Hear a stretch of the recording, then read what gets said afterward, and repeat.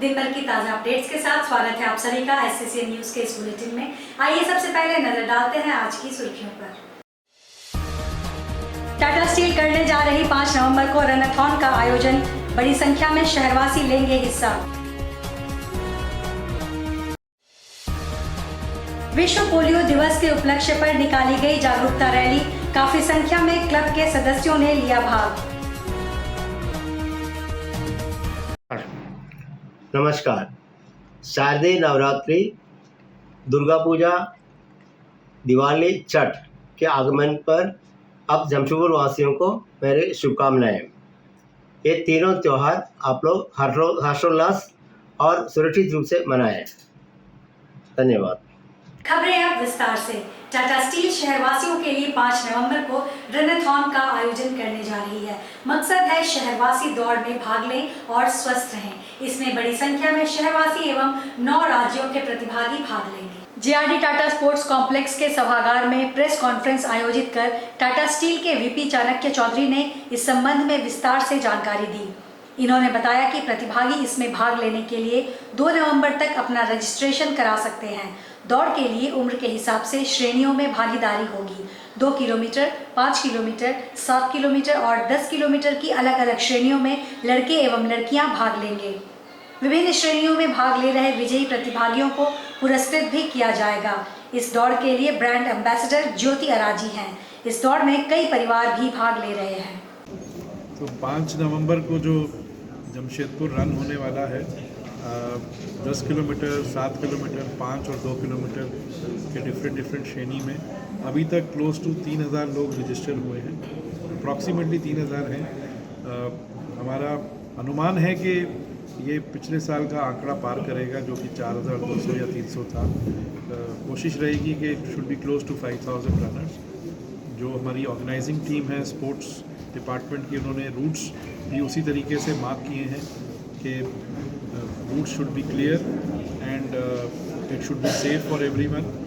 और खुशी की बात यह है कि इस रन के लिए हम लोगों ने 3-4 नए इनिशिएटिव्स भी लिए हैं। सबसे पहले एक हम लोगों ने एसोसिएशन को इंक्लूड किया है, जो कि अपने से आके यहाँ पे मेजर करके हमको सर्टिफिकेट देगा कि जो डिस्टेंस है वो कंफर्म है, चाहे वो 10 किलोमीटर है या 7 है या 5 है। तो वो कंफर्मेशन उन्होंने ऑलरेडी फिज़िकल सर्वे किया है रूट का, और वो सर्टिफिकेट एक्सपेक्टेड है 1-2 दिन में आ जाएगा। एक तो ये चीज़ न्यू हमने शुरू की है। इस बार हम लोगों ने एक एक्सपो का भी ऑर्गेनाइजेशन या अरेंजमेंट किया है। जो बास्केटबॉल कोर्ट है उसके पीछे में आप देखेंगे एक एक्सपो बन रहा है। एक्सपो का मतलब है कि जो भी स्पोर्ट्स से रिलेटेड ऑर्गेनाइजेशंस हैं, जैसे कि प्रोटीन शेक्स होते हैं या जो खुराक होती है या कुछ बाकी स्पोर्ट्स से रिलेटेड पार्टीज़ हैं, वो यहाँ पे अपना इन अ वे स्टॉल लगाएंगे। और जो रनर्स हैं, जो सीरियस रनर्स हैं या वैसे भी जो आते हैं, उनको भी देखने को मिलेगा कि क्या क्या स्पोर्ट्स वेयर है और कैसे क्या है। बिब का भी रजिस्ट्रेशन जो ऑनलाइन भी हो रही है, बिब कलेक्शन के लिए वहीं से हम लोग बिब डिस्ट्रीब्यूशन किया जाएगा। विश्व पोलियो दिवस के अवसर पर रोटरी इंटरनेशनल का डिस्ट्रिक्ट 3250, जिसमें बिहार एवं झारखंड दोनों राज्य आते हैं, ने एक जागरूकता अभियान के अंतर्गत जमशेदपुर शहर में रैली का आयोजन किया। कुसुम ठाकुर के नेतृत्व में आयोजित की गई यह रैली आम जनता को जागरूक करने के लिए कदमा सोनारी लिंक रोड पर की गई। शहर के 7 रोटरी क्लब के सदस्यों ने इस रैली में भाग लिया।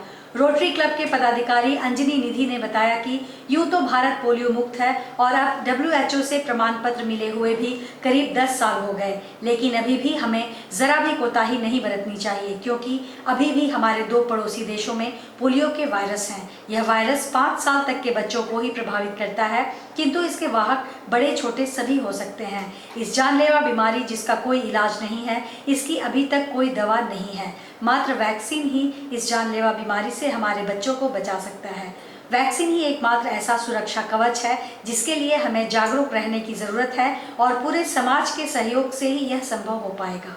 कार्यक्रम ये पोलियो उन्मूलन मिशन जो रोटरी इंटरनेशनल का है उसके तहत हो रहा है, जो पूरे विश्व में हो रहा है। रोटरी 200 से ज़्यादा देशों में मौजूद है और करीब 14 लाख सदस्य इसके हैं। और पोलियो इसका इरेडिकेशन का प्रोग्राम हम लोगों ने जब शुरू किया था उस वक्त ये असंभव लग रहा था, लेकिन आज मुझे खुशी है इस बात की कि आज पूरे विश्व से पोलियो खत्म हो गया है। मात्र 2 ऐसे देश हैं जिसमें पोलियो की एक छोटी सी संख्या है, जिसमें पाकिस्तान और अफ़गानिस्तान है, और वो भी हम उम्मीद करते हैं कि 2026 तक ख़त्म हो जाएगा। लेकिन पोलियो ख़त्म हो जाने से उसका रीअकरेंस, उसका फिर से आ जाना है, उसको रोकना थोड़ा सा मुश्किल है अगर पोलियो का ड्रॉप बच्चों को अभी जारी ना रखा गया हो। तो हम लोगों ने ये रैली का आयोजन किया है जिसमें जमशेदपुर के 7 रोटरी क्लब के सदस्य शामिल हैं, और इसका उद्देश्य यही है कि लोगों में अवेयरनेस पैदा हो, लोग इस संग्राम को जारी रखें और हम विश्व के पटल से उन पोलियो को हटा सकें। साइबर पीस फाउंडेशन साइबर और नीति विशेषज्ञों का दुनिया का पहला नॉन प्रॉफिट ऑर्गेनाइजेशन है, जिसका उद्देश्य साइबर अपराधों के खिलाफ जागरूकता फैलाना है और साइबर सुरक्षा की समझ बढ़ाना है। हमारे काम में फाउंडेशन के माध्यम से इंटरनेट के उपयोग संदर्भ में जागरूकता बढ़ाते हुए प्रौद्योगिकी के सकारात्मक उपयोग को बढ़ावा देना, विभिन्न साइबर खतरों और हमलों पर शोध करना और उन पर रिपोर्ट जारी करना, सरकारों, शैक्षणिक संस्थानों और अन्य संगठनों के साथ साझेदारी में सत्र और प्रशिक्षण आयोजित करना शामिल है। साइबर पीस की रिसर्च टीम दुनिया भर में हो रहे विभिन्न प्रकार के साइबर क्राइम का अध्ययन कर रिपोर्ट्स बनाती है और उनके माध्यम से लगातार आ रहे साइबर क्राइम के नए तरीकों के बारे में जागरूकता फैलाती है। साथ ही फाउंडेशन की पॉलिसी टीम सक्रिय रूप से उन नीतियों और विनियमों की वकालत करने में लगी हुई है जो एक सुरक्षित और शांतिपूर्ण डिजिटल वातावरण को बढ़ावा देते हैं। हमने साइबर नीतियों और कानून को आकार देने के लिए सरकारी निकायों के साथ काम किया है। उदाहरण के रूप में हाल के digital personal data protection act 2023 आने के पूर्व फाउंडेशन ने ड्राइव फॉर साइबर पीस नामक कैंपेन चलाया। भारत में अपने काम के अलावा साइबर पीस फाउंडेशन ने वैश्विक साइबर सुरक्षा चुनौतियों का समाधान करने के लिए कई अंतर्राष्ट्रीय संगठनों के साथ भी काम किया है। इसके अंतर्गत फाउंडेशन ने मेटा, सिस्को, जूम, नेटफ्लिक्स और गूगल जैसी संस्थाओं के साथ प्रशिक्षण और क्षमता निर्माण कार्यक्रम आयोजित किए हैं। ऐसी ही एक पहल के तहत साइबर पीस फाउंडेशन ने अक्टूबर 2023 में google.org के साथ मिलकर 3 सालों में भारत से मिस इन्फॉर्मेशन के खिलाफ लड़ने का और उसे हटाने का बीड़ा उठाया है। इसके अलावा साइबर पीस फाउंडेशन अपने व्हाट्सएप बॉट का उपयोग कर साइबर क्राइम के पीड़ितों की सहायता कर उन्हें जरूरी मार्गदर्शन देता है। साथ ही यह ऑर्गेनाइजेशन साइबर पीस कोर नामक अपने वॉलंटियर्स की टीम के साथ देश के कोने कोने में सेशन लेकर जागरूकता फैलाता है। साइबर पीस की एक और नई पहल साइबर पीस कैफे एक अनूठा स्थान है जो प्रौद्योगिकी के प्रति उत्साही ई गेमर्स, रचनाकारों, शिक्षकों और इनोवेटर्स पर ध्यान केंद्रित करने वालों को अपने अनुभव, विचारों को साझा करने और सभी को एक सुरक्षित स्थान प्रदान करने के एक सामान्य लक्ष्य की दिशा में काम करता है। फाउंडेशन हर नागरिक को साइबर सुरक्षा और डिजिटल शांति में करियर बनाने के लिए भी प्रोत्साहित करता है। हम इस क्षेत्र में प्रतिभा को बढ़ावा देने और साइबर सुरक्षा पेशेवरों की अगली पीढ़ी को प्रेरित करने के लिए कार्यक्रम और सालाना प्रतियोगिताएं भी आयोजित करते हैं। आज हम आपका आह्वान करते हैं कि हमारे साथ जुड़कर साइबर क्राइम और मिस इन्फॉर्मेशन के खिलाफ हमारी लड़ाई में हमारा साथ दें। हमसे जुड़ने के लिए www.cyberpeace.org पे जाकर आज ही रजिस्टर करें। शौचालय की बदहाल स्थिति को दुरुस्त करने की मांग को लेकर बर्मामाइस मुखी समाज के लोग उपायुक्त कार्यालय पहुंचे और यथाशीघ्र शौचालय दुरुस्त करने का मांग पत्र उपायुक्त को सौंपा। एक तरफ पूरे देश में खुले में शौच मुक्त अभियान चल रहा है, दूसरी तरफ जमशेदपुर के बर्मामाइस हरिजन बस्ती के लोग खुले में शौच के लिए विवश हैं।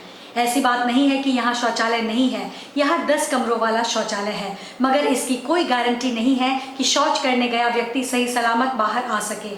मतलब शौचालय पूरी तरह से जर्जर हो चुका है, जो कभी भी मलबे में तब्दील हो सकता है। इसको लेकर स्थानीय लोगों ने कई बार स्थानीय जनप्रतिनिधियों से लेकर प्रशासनिक पदाधिकारी को अवगत कराया है, मगर इस दिशा में किसी ने पहल नहीं की है। जबकि कंपनी से सटा टाटा स्टील का ट्यूब डिवीजन है। कंपनी चाहे तो CSR के तहत हरिजन बस्ती के शौचालय का जीर्णोद्धार करा सकती है, मगर ना तो कंपनी ना ही जिला प्रशासन इस ओर ध्यान दे रहा है। नतीजतन सोमवार को बस्तीवासी जिला मुख्यालय पहुंचे और उपायुक्त से मुलाकात कर एक मांग पत्र सौंपते हुए शौचालय को दुरुस्त करने की मांग की है। बस्तीवासियों ने बताया कि बस्ती में शौचालय का एकमात्र प्रबंध यही है। इसके जीर्ण शीर्ण होने की स्थिति में महिला, पुरुष, बच्चे सभी खुले में शौच जाने को विवश हैं। दरअसल हम लोग डीसी महोदय को ज्ञापन देने के लिए आए हुए। विगत 15 वर्ष पहले बरा में मुक्ति समाज बस्ती में एक शौचालय का निर्माण किया 10 एकड़ का। इसमें आज वर्तमान परिस्थिति में काफ़ी जर्जर अवस्था में जो उपयोग योग नहीं है, उसी के माध्यम से हम लोग ध्यान आकृष्ट कराने के लिए डीसी जिला के उपायुक्त को हम लोग ध्यान आकृष्ट कराने के लिए ज्ञापन दे रहे हैं। और ज्ञापन के माध्यम से ये बताया जा रहा है कि शौचालय का स्थिति काफ़ी दयनीय स्थिति है, जो महिलाओं के लिए काफ़ी असुविधा हो रहा है शौच के लिए। तो मैं चाहता हूँ कि जिला के उपायुक्त से ध्यानपूर्वक त्वरित कार्रवाई करते हुए इस विषय में तुरंत कार्रवाई करें और पुनः शौचालय को मरम्मत करें, ताकि उपयोगी कर सके। बस्ती के जितने भी महिलाएं हैं, जितने भी बच्चे, बूढ़े, जितने भी हैं, उन सभी लोगों के लिए असुविधा हो रहा है। तो मैं चाहता हूं कि डीसी के माध्यम से इस ज्ञापन को ध्यान आकृष्ट करें। जमशेदपुर पूर्वी के 2 बार विधायक रहे स्वर्गीय दीनानाथ पांडे की आज जयंती है। इसको लेकर सोमवार को वर्तमान विधायक सरयू राय ने टेल्को लक्ष्मी नगर स्थित दीनदयाल भवन के बाहर स्थापित स्वर्गीय दीनानाथ पांडे की प्रतिमा पर माल्यार्पण किया और उन्हें अपनी श्रद्धांजलि अर्पित की। सरयू राय ने स्वर्गीय पांडे की जीवनी को आत्मसात करते हुए उनके आदर्शों पर चलने की सीख लेने की अपील की। बता दें कि दीनानाथ पांडे ने ही पहली बार जमशेदपुर में बीजेपी का झंडा बुलंद किया था और ताउम्र भाजपा के लिए काम करते रहे। उनका टिकट काटकर पूर्व मुख्यमंत्री और वर्तमान में उड़ीसा के राज्यपाल रघुवर दास को जमशेदपुर पूर्व से टिकट दिया गया था, जिन्होंने लगभग 20 साल तक जमशेदपुर पूर्वी से भाजपा के टिकट पर जीत का परचम लहराया। हालांकि 2019 के चुनाव में उन्होंने वर्तमान विधायक सरयू राय से मात खानी पड़ी थी, जिसके बाद उनकी राजनीतिक कैरियर ही लगभग समाप्त हो गई थी। फिलहाल उन्हें उड़ीसा का राज्यपाल बनाया गया है। आज दीनानाथ पांडे जी का जन्मदिन है। जमशेदपुर पूर्वी क्षेत्र से लंबे समय से विधायक रहे, जनता से जुड़े हुए विधायक माने जाते थे। लगातार टेम्पो से, रिक्शा से घूमकर लोगों से संपर्क करना, उनकी समस्या सुलझाना उनकी विशेषता रही है। और जीवन पर्यंत उसी सादगी से उन्होंने अपना राजनीतिक धर्म निभाया है। हम सभी को श्रद्धांजलि देने के लिए जन्मदिवस पर आए हैं और उनकी आत्मा को चिर शांति मिले और जो उनके विचार और आदर्श रहे हैं उनके अनुसार। परसों परमाणु खनिज विभाग के महिला क्लब में ऑटिज्म अवेयरनेस जागरूकता अभियान चलाया गया। स्पेशल ट्रेनर आई पुष्पलता ने कहा कि ऑटिज्म अवेयरनेस के बारे में जागरूकता अभियान चलाया जा रहा है। इस तरह के कार्यक्रम हम लोग हमेशा करते हैं ताकि लोगों को ऑटिज्म अवेयरनेस के बारे में विस्तार से जानकारी दे सकें। सबसे पहले तो मैं एस्पायर टीम को बहुत बहुत बधाई देना चाहती हूँ ये अवेयरनेस प्रोग्राम के लिए। और ये लोग जो अवेयरनेस प्रोग्राम अपना लेडीज़ क्लब में आज किए, बहुत सरलता से सारा चीज़ को समझाए, क्योंकि अभी भी सोसाइटी में मेंटल हेल्थ को लेके टैबू है और उसको हमको ओवरकम करके आना है।